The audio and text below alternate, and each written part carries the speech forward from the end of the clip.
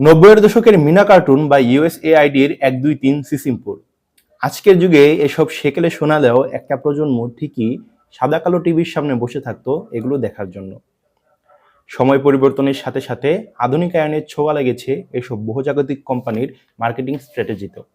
সোনালী অতীতের সে কাল এবং এ কাল নিয়ে বিস্তারিত থাকছে আজকের প্রতিবেদনে।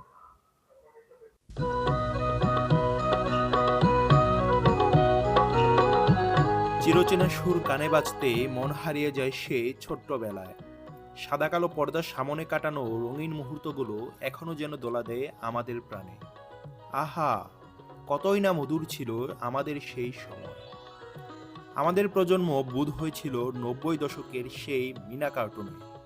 তখন অনেকেরও হয়তো জানা ছিল না এটি মূলত জাতিসংঘের ডেভেলপমেন্ট সেক্টরের একটি প্রোগ্রাম মাত্র।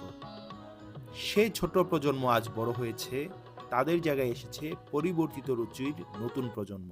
আমি এই ক্রিঞ্জনেসে মরেও যেতে পারি, এত ক্রিঞ্জ। এটা কি হচ্ছে?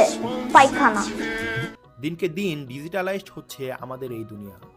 নতুনত্বের সাথে তাল মিলাতে বদলে যাচ্ছে বাংলাদেশের ডেভেলপমেন্ট সেক্টরের মার্কেটিং স্ট্র্যাটেজি। ইউনিসেফ, ব্র্যাক সহ ডেভেলপমেন্ট সেক্টরের বড় বড় প্রতিনিধিরা সময়ের তাগিদে এখন ঝুঁকছেন ডিজিটাল মার্কেটিংয়ের দিকে। এখন মার্কেটিং এলিটদের কাছে সংরক্ষিত থাকে ব্যবহারকারীদের বিভিন্ন তথ্য। হাতে থাকা সেই তথ্য এবং বিজ্ঞাপনদাতার চাহিদার সমন্বয়ে এখন বিজ্ঞাপন পৌঁছে যাচ্ছে সুনির্দিষ্ট মানুষের কাছে। ফলে একদিকে বেঁচে যাচ্ছে খরচ, অন্যদিকে ভালো থাকছে মানুষের মন।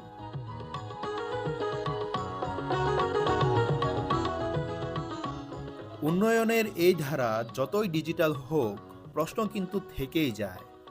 ডিজিটাল অ্যাপ্রোচ কি নতুন প্রজন্মের মনে এতটা দোলা কখনো দিতে সক্ষম হবে যতটা সারা আমাদের মনে জাগিয়েছিল 90-এর দশকের সেই মিনা কার্টুন?